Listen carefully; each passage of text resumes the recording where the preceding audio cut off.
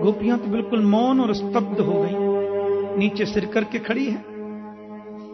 कन्हैया बोले, आपको मालूम नहीं कि रजन्ये सा घोर रूपा घोर सत्वन सेविता।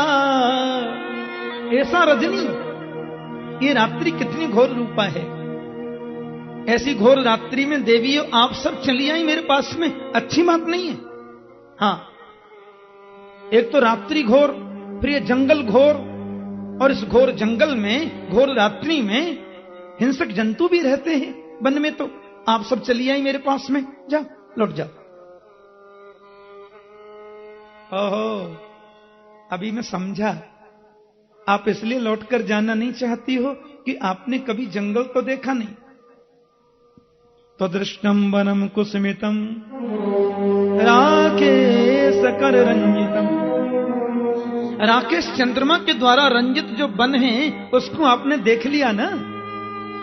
अरे 5 मिनट देखो, चाहे 5 घंटे देखो, चाहे 5 महीना देखो, एक ही बात है। अब जाओ, यमुना जी बह रही है, ये बालुका खिल रही है, सुंदर सुरम्य वातावरण है, देख लिया ना, जाओ।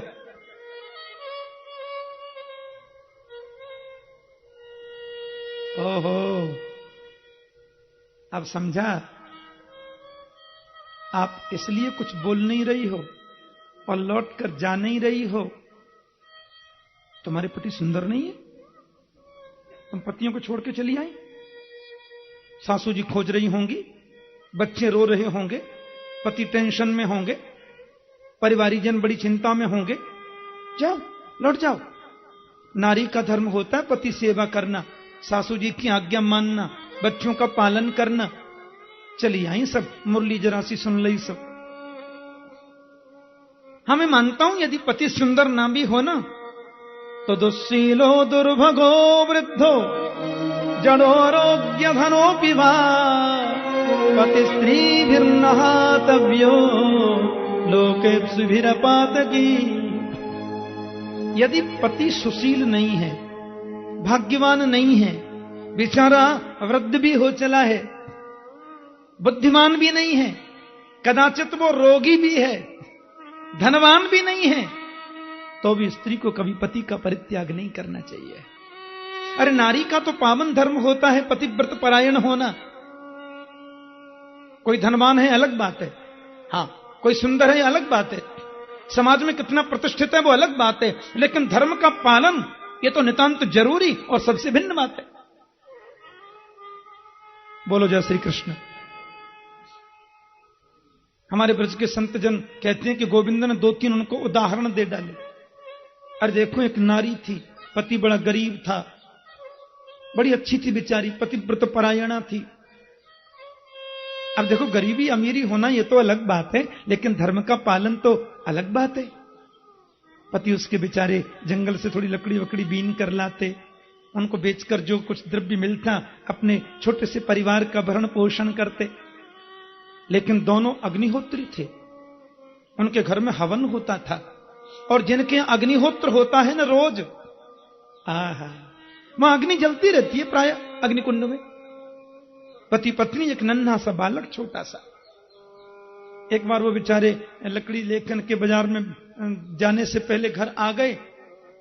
दोपहरी का समय था, गट्ठर डाल दिया, इतने थक गए, पत्नी की गोद में बैठे, नींद का झोंका आया, सो गए।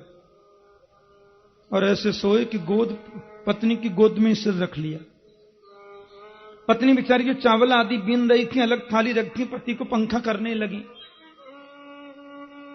तब तक उनकी नजर पड़ी, मेरा नन्हा सा बालक अग्निकुंड के पास में चला गया। हे भगवान, ये तो बिल्कुल नासमझ है, कहीं अग्निकुंड में न गिर जाए। लेकिन वो बेचारी उठे कैसे? पतिदेव तो गोदी में सिर रख के सो गए।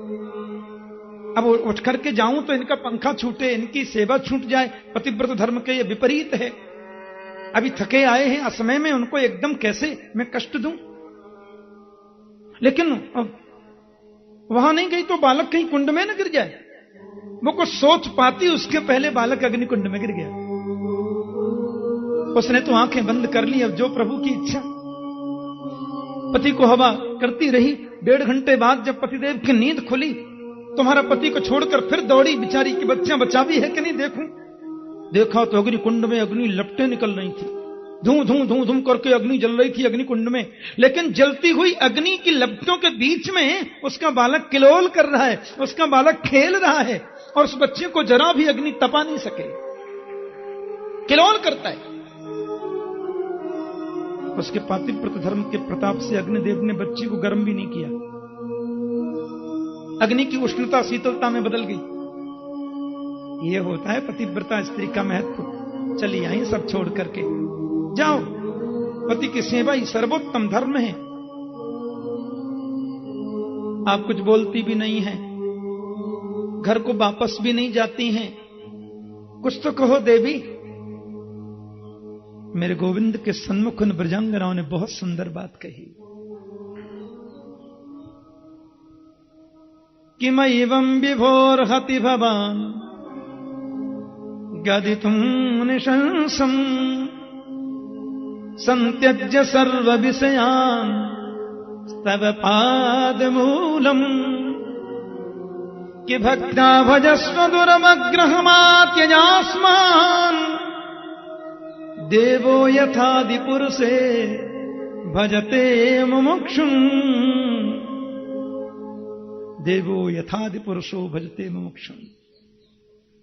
ऐसा मत कहो केशव, हमें आप घर जाने के लिए मत कहो, क्योंकि संत्यज्य सर्व विषयान् तव पादमूलम, हमने तो समस्त विषयों को छोड़ दिया, केवल मन का कनेक्शन आपके चरणों से जोड़ा है।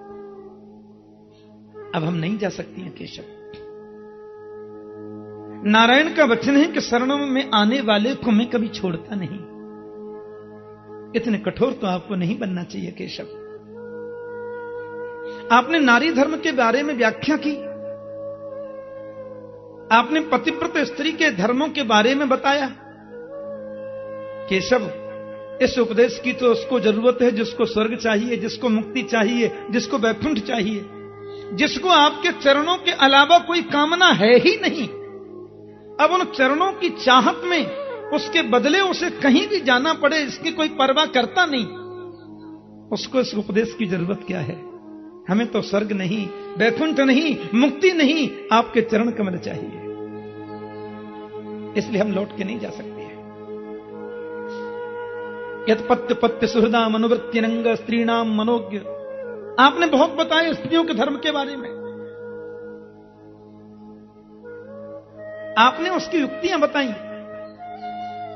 ऐसी 10-5 कथाएं तो हम भी जानते हैं। और कह दिया ये मैं हूं, बस इसकी पूजा करना। अब द्वार को रखती बंद, 24 घंटे पति की मूर्ति को पूजती, नलाना धुलाना खिलाना पुलाना आरती सेवा सब। 1.5 वर्ष के बाद पति लौट कर के आए, वो कर रही है पति की सेवा, अंदर एकदम षोडशोपचार से पूजा चल रही है। द्वार पे पति खड़े, खोलो, लेकिन वो तो खोलने जाती नहीं, पता नहीं कौन खड़ा द्वार पे।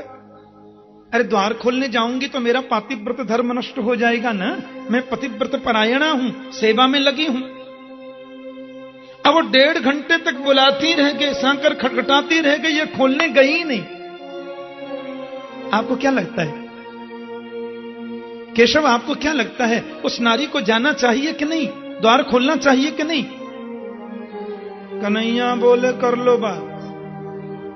अरे सच्चे पति जब आ गए तो झूठे पति की सेवा की जरूरत क्या है? उसे तुरंत द्वार खोल के पतिदेव को अंदर आमंत्रित करना चाहिए, उनकी आरती पूजा करनी चाहिए। गोपियां बोली, अपने ही श्री मुख से आपने स्वयं ही न्याय कर दिया केशव। हाँ, अब तक हमने भी इन पतियों की बड़ी सेवा की, लेकिन सच्चे पति, देखिए 2 बातें यहां समझने की है। जब तक शरीर के प्रति अध्यास है हमारा, तब तक तो जितने भी संबंधी हैं सबके प्रति स्नेह, सबके प्रति सम्मान, व्यावहारिक जगत में सबके प्रति आदर नितांत जरूरी है। लेकिन चिंतन करते करते व्यक्ति जब ये समझ ले कि मैं शरीर नहीं, मैं इंद्रिय नहीं, मैं मन नहीं, मैं बुद्धि नहीं, मैं प्राण नहीं, मैं आत्मा हूं, मैं नित्य हूं, शुद्ध हूं, मुक्त हूं, चिन्मय हूं, शाश्वत हूं, आत्मा हूं, और ये समझते हुए कि मैं आत्मा हूं, ये चिंतन करते करते जिसका मन उस पर केंद्रित हो जाए, देहाध्यास की निवृत्ति हो जाए, तो आत्मा का पति सिवाय परमात्मा के कोई दूसरा हो सकता है क्या? आत्मा का पति तो केवल परमात्मा है। तो क्या आपका आत्मा की पति नहीं है? शरीर का कोई पति होता होगा, शरीर की ससुर जी होती होंगी, शरीर के बेटे बेटी होते होंगे, शरीर के व्यावहारिक जगत की अन्य क्रियाएं होती होंगी, पर जब हम आत्मा हैं तो आत्मा का पति आपके अलावा कौन हो सकता है? और चित्तम सुखेन भवता परितम गृहेषु यन्निर्विसत्य तुकरौ अपि गृहीय कृत्ये पादौ पदम न चलतस्तव पादमूलात् यामः कथम ब्रजमथो करवाम किंबा। गोपियां कहती चित्त को तो चुरा लिया आपने, हे चित्त चोर, और हमसे बोलती हो कि तुम चले जाओ घर में, पैर जाने को राजी नहीं, चलने को बढ़ते नहीं आगे, और यदि चली भी जाए तो करवाम किंबा, वहां जाकर करेंगे क्या? चित्त तो आपके पास है। नरक में जाने के बाद यदि आपकी प्राप्ति होना संभव है तो नरक भी हमारे लिए स्वर्ग से ऊंचा है। जीवन भर तकलीफें पाने के बाद भी यदि आपकी झांकी देखने को मिल सकती है तो वो तकलीफें ही हमारे लिए सबसे बड़ा सुख है। हमें वैकुंठ की, स्वर्ग की और भौतिक सुखों की आकांक्षा नहीं है। हमारी तो एक ही अभिलाषा है, गोविंद को पाना है, और आप हमारे हैं।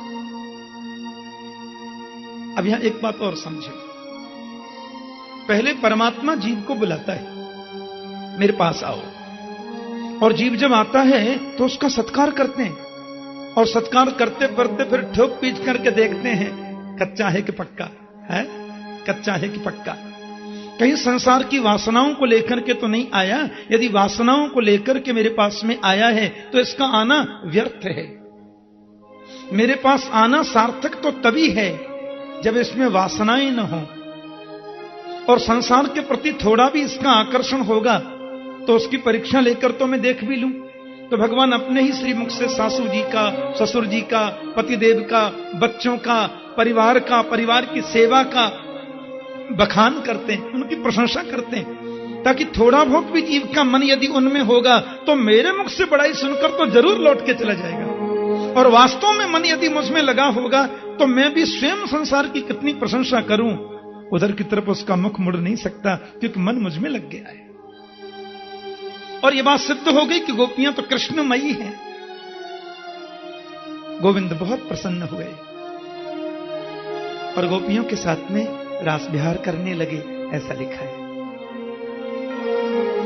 और जब गोपियों के साथ में गोविंद रास करते हैं ना, देखो बड़ी सुंदर झांकी है, बीच में प्रिया प्रीतम की झांकी, चारों तरफ हजारों गोपियां, हजारों श्री कृष्ण, ऐसी झांकी। और कन्हैया जब रास विहार करने लगे, दो दो गोपी बिच बिच माधव ब्रज के संत गाते हैं, तो गोपियों के मन में थोड़ा अभिमान हो गया। हां,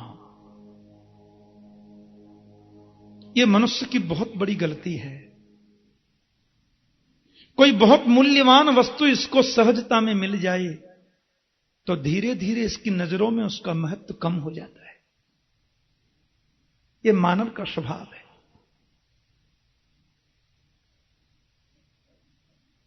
कोई बहुत ज्यादा अमूल्य निधि इसको मिल जाए तो फिर अपने स्वभाव के वश में होकर यह उसका महत्व कम आंकने लग जाता है।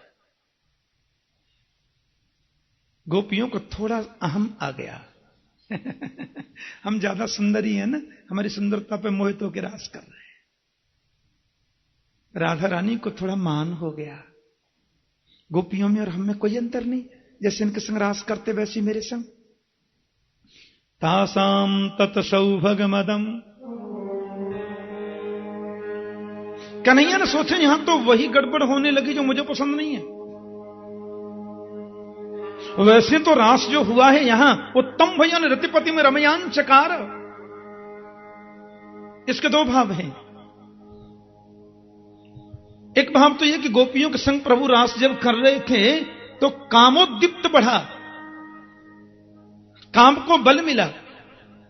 श्रीधर स्वामी ने इसका भाव किया है उत ऊर्ध्वम स्तंभयन। उत्तंभयन का मतलब बोले काम को बढ़ाना नहीं, बल्कि उत ऊर्ध्वम स्तंभयन, प्रभु ने काम को आकाश में उल्टा लटका दिया। काम का तो प्रवेश नहीं है।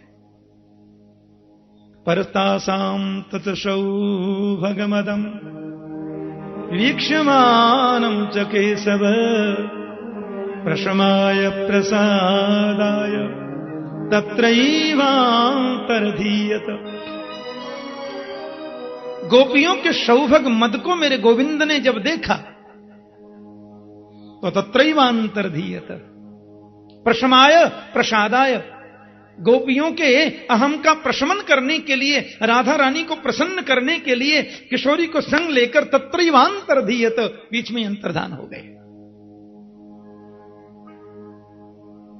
अब गोपियों ने देखा अभी गलवैया में थे, अब कहां चले गए? गलवैया में तो है नहीं। वियोग होने पर उसका महत्व समझ में वापस आने लग जाता है। हे श्री कृष्ण कहां हो, हे प्राणेश्वर कहां हो, हे प्राण वल्लभ कहां हो, हे जगदीश्वर कहां हो, हे जगदाधार कहां हो, हे प्रियतम कहां हो? गोपियां तो विलाप करने लग गई। अच्छा प्यार से बोलो जय श्री कृष्ण। देखो प्रेम की कई अवस्था होती हैं। प्रेम की एक अवस्था है कि प्रियतम के वियोग में रोना। प्रेम की एक और अवस्था है, ऊंची अवस्था, प्रियतम के वियोग में उसको मिलने के लिए तड़पना। प्रेम की एक और ऊंची अवस्था है, प्रियतम के वियोग में इतना तन्मय हो जाना कि ये पता ही न चले कि हम जड़ से बात कर रहे हैं कि चेतन से। को जड़ को चैतन्य न कछु जानत बिरही जन, हमारे ब्रज के संत जन लिखते हैं। तो जड़ से बात कर रहे हैं कि चेतन से, उसको पता ही नहीं चलता। ये प्रेम की एक अवस्था है। प्रेम की एक और ऊंची स्टेज है सज्जनों, कि जिसके वियोग में हम रोते हैं, उसका चिंतन करते करते एक स्टेज ऐसी आती है कि हमें लगता है कि वही हम हैं। कृष्णो हम पश्चात गति। तो पहले गोपियां खूब रोई, कहां हो प्राणवल्लभ, फिर उनको ढूंढा, कहां हो प्रियतम। जब कन्हैया नहीं दिखाई दिए तो इतनी तन्मयता आ गई कि सामने पीपल का पेड़ खड़ा था, उससे पूछ रही हैं, आपने कृष्ण को देखा है? गलती है हमारी, अपराध है हमारा, ऐसे हडमांस के शरीर के प्रति अहम जो हो गया हमें, जो नहीं होना था। आप तो वृक्षों में बड़े आदरणीय हो, वृक्षों में सब आपकी पूजा करते हैं, मनुष्य सब पीपल को पूजते हैं। बताओ ना कहां छुप गए गोविंद? अब पीपल ने जवाब नहीं दिया। एक गोपी बोली, ये भी अभिमानी है गयो है, अब जाने देखे भी होंगे तो बतावेगा थोड़े ही, दुनिया पानी चढ़ावे न तो ये अहंकारी है वो। बगल में खड़ा था बटवृक्ष, बटवृक्ष से पूछने लगी, आप ही बताओ ना श्रीमान, आप तो वृक्षों में वयोवृद्ध हो जी, वयोवृद्ध कहलाते हो, लंबी दाढ़ी है आपको, कहां देखा गोविंद को, बताओ ना। अब ऐसी गलती तो अपन करेंगी नहीं ना बिल्कुल। बटवृक्ष ने भी जवाब नहीं दिया। एक गोपी बोली, या कि तो बुद्धि सठिया गई है, बूढ़ो है गो है ना बेचारो। हे भगवान, कच्ची तुलसी कल्याणी गोविंद चरण प्रिय, हे गोविंद के चरणों की परम प्रेयसी तुलसी देवी, बताओ श्री कृष्ण कहां हैं?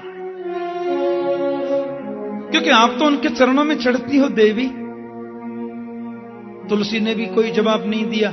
एक गोपी बोली, जी तो हमारी सौत है, देखे भी होंगे तो बताएगी थोड़े, जिन चरणों की हम चाह रखती हैं उन पर रोज चढ़ती है नहीं। अब लो कर लो बात, उनको तुलसी भी सौत दिखाई देती। नाग पुन्नाग चंपक कन्नेर सबसे पूछा, और तो क्या पृथ्वी से पूछने लगी, किंते कतम क्षिति तपो बत केशवांघ्री, हे पृथ्वी माता, तुमने कौन सी तपस्या करी कि गोविंद के चरण का स्पर्श तुम्हें रोज प्राप्त होता है? बताओ ना कहां चले गए? क्योंकि कहीं भी उड़कर तो नहीं गए होंगे, और चलकर यदि गए होंगे तो तुमसे अलग रह नहीं सकते। मतलब ये कहीं जवाब नहीं मिला।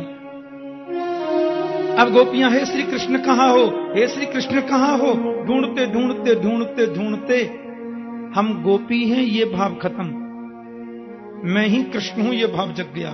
कृष्णो हम पश्चात गति, क्योंकि लाली मेरे लाल की जित देखूं तित लाल, लाल ही देखन में गई मैं हूं गई लाल। ब्रह्मविद ब्रह्मैव भवति, वेदांत दर्शन के अनुसार तो जिसका चिंतन तुम ज्यादा करोगे, यो यह श्रद्धस्स एव स, गीता में गोविंद कहते हैं कि जिसके प्रति हम श्रद्धा करते हैं ना, तो हमारा जो श्रद्धास्पद है, धीरे धीरे श्रद्धास्पद के सद्गुण हमारे जीवन में आने लग जाते हैं। हाँ, भूतानि जानति भूतेज्या यान्ति मद्याजिनोपि माम, जो भूत प्रेत की उपासना करते हैं मरने पर भूत प्रेत बनेंगे, ये तो कन्फर्म है ही। जीवित अवस्था में भी उनका चेहरा भूत जैसा ही हो जाता है। जो भूत भूत के झाड़ा फूंका करते हैं उनका चेहरा देखो, हाँ, भूत को बाद में देखो, पहले उनको ही देख लो, ऐसा ही चेहरा हो जाता है। लेकिन राम कृष्ण की पूजा करोगे, मां की उपासना करोगे, तो उनके चेहरे की सौम्यता तुम्हारे जीवन में आएगी, ऐसा शास्त्रों में लिखा है। मैं ही कृष्ण हूं। और एक गोपी ने तो कहा, आ जाओ ब्रजवासियों, डरने की जरूरत ना है, मैंने गोवर्धन उठा लियो है, इंद्र को कितनी भी बरसात बरसा लेने दो, डरो नहीं, मैं हूं ना। मुंह खोलकर अग्नि पी रही, दावाग्नि पान कर रही गोपी। हियो हियो कारी काजर धोरी धूमर रंग गुलाबी चिटकन मटकन, लो साहब गौ चराने जा रहे हैं कन्हैया जी। सुखदेव जी कह रहे हैं ये हो नहीं, ये गोपियां कर नहीं रही हैं, ऑटोमेटिक हो रहा है। ये गोपियों ने कृष्ण की लीला का अनुकरण नहीं किया। देखो, अनुकरण तो उसको कहते हैं जहां ये पता है कि नाम तो मेरा रामचंद्र दास है, पर पाठ में रावण का कर रहा हूं। ध्यान देना, अनुकरण तो उसको कहते हैं कि मैं हूं तो कुछ, लेकिन कर रहा हूं कुछ। जहां मैं हूं ये भाव ही खत्म हो जाए, जिसका चिंतन है लगे मैं वही हूं, ये तादात्म्यपन्न स्थिति है, ये तादात्म्य भाव है। और योदोहने बहनने मथनोपलेप, गोपियां का तो जीवन कृष्ण के चिंतन के लिए है। वो गाय भी धोती है ना गोपियां, भागवत में लिखा है ऐसा। हाँ, वो गाय धोती हैं, घुटनों में लगी है मटकी, और गाय के नीचे बैठ के गाय धो रही हैं, और मटकी की तरफ देखा तो लगा कि मटकी में कन्हैया बैठा, और गाय की जो धार है स्तन की सीधी लाला के मुंह में जा रही है। माखन बेचने जा रही हैं गोपी, माट गांव में चली गई, और चिंतन कृष्ण का चल रहा है। कोई माखन ले ओ, कोई मिश्री ले ओ, कोई दही ले ओ, बहुत मीठो है, बहुत ताजो है। कोई माखन ले ओ, कोई दही ले ओ, बड़ो ताजो है। कोई माखन ले ओ, कोई कन्हैया ले ओ, कोई कृष्ण ले ओ, कोई गोविंद ले ओ, बड़ो ताजो है, बड़ो मीठो है। कोई कन्हैया ले ओ, बड़ो स्वादिष्ट।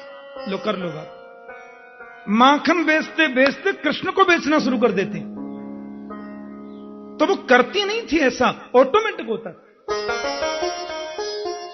ये तादात्म्यपन्न स्थिति है।